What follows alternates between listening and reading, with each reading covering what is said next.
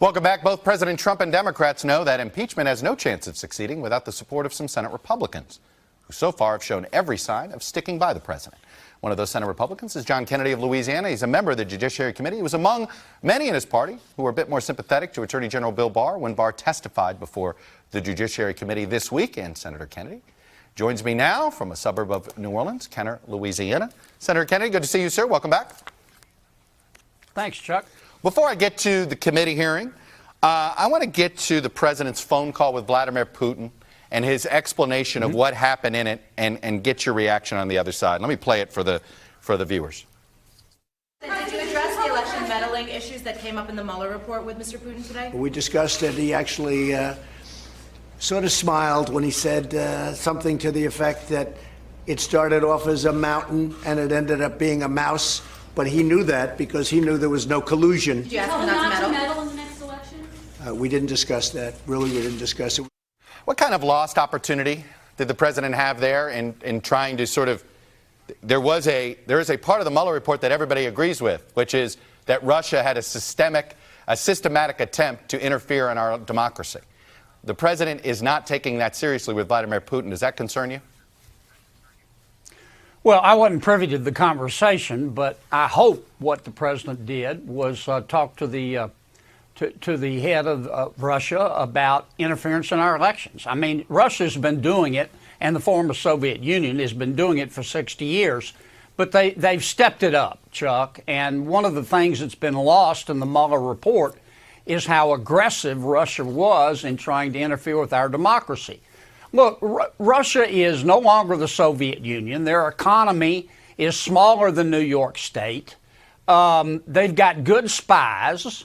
They've got nuclear weapons, and they know how to. They're good at cyber terrorism, and we've got to check them, and we've got to tell them we're not going to tolerate it. And if they keep doing it, we're just going to further add sanctions. And I'm hoping that's what the president did. You say hope. But if he had said that, wouldn't he have shared that with the American people? Instead, he shared the fact that Vladimir Putin said, see, it was not a mountain, it's a molehill.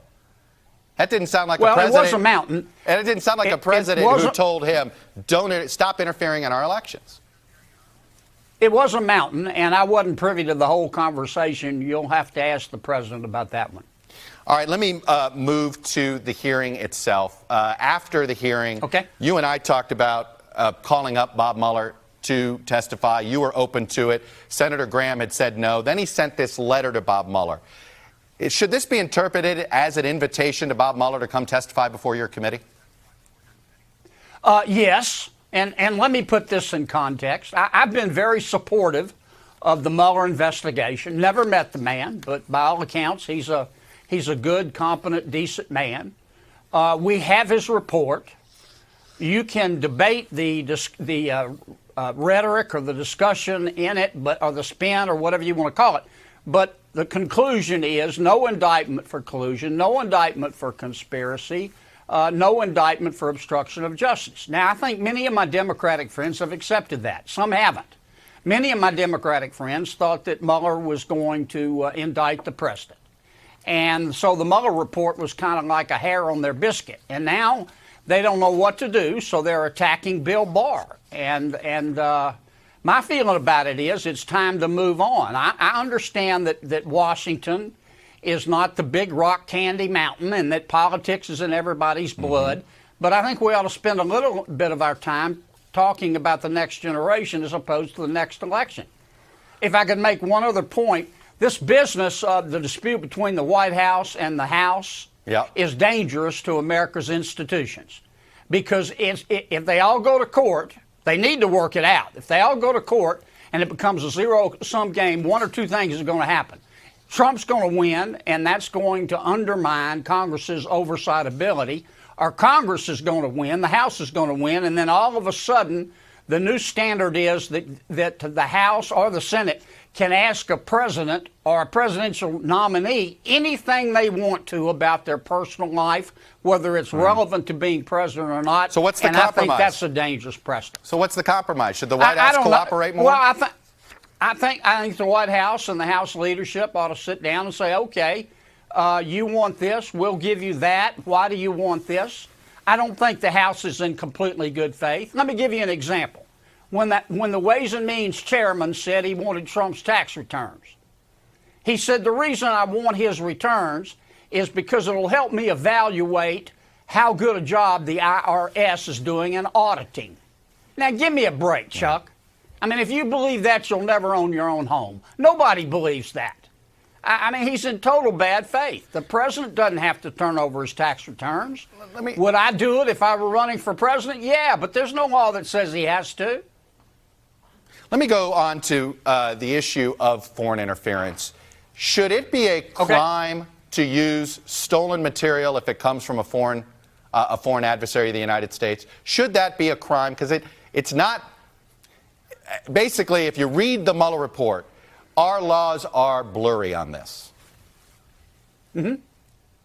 So should it be a crime? Should you guys be passing this? Should it be a crime to use stolen material from a foreign adversary in a campaign? Well, if you do make that a crime, you've still got to show intent. You've got to show mens rea. You know, when the Russians spy on you, or the Chinese or the North Koreans, they don't come into your office and say, hey, we're from Russia or China or North Korea, and let me talk to you. I mean, they're very clever. So if you're going to pass a law, you've got to be able you've got to require criminal intent. But so you don't think there should be some safeguard in here that way? What does that look like then? If you're telling me, should it be improper or even a crime, presuming you could show mens rea, for me to use in a Senate race material offered by China or North Korea or Argentina, for that matter, or Venezuela, yeah, I'm willing to look at that. But you've got to show intent. And do you think that the Trump campaign has yet, and the Republican Party as a whole, has yet to pledge not to use stolen material? Should they? Well, I'll pledge I won't use stolen material, but I've got to know it's stolen material. If somebody sends me information and I don't know it's coming from a foreign adversary, is wrong. Rudy Giuliani then I don't is have wrong. the mens rea.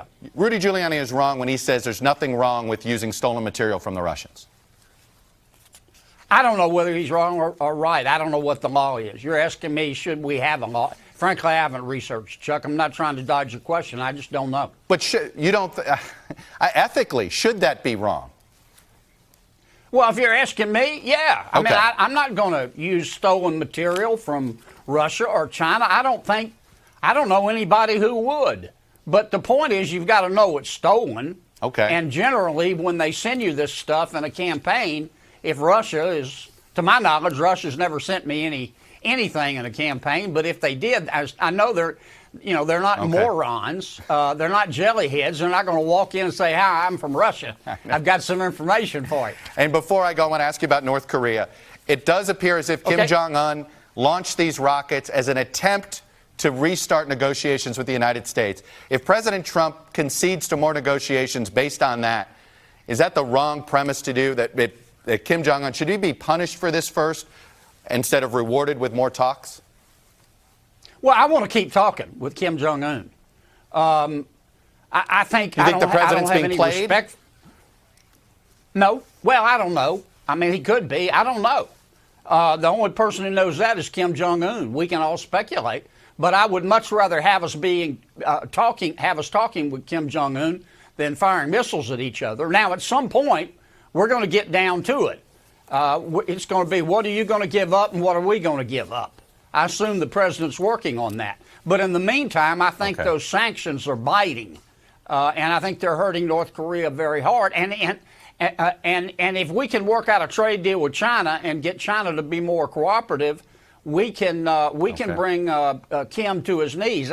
What I hate is having to hurt the people of North Korea while we're hurting the knucklehead they've got for their president, but that's the way it is. That's the way it is. Anyway, Senator John Kennedy, Republican from Louisiana, always appreciate you coming on the show and sharing your views. Thank you very much, sir. Thanks, Chuck.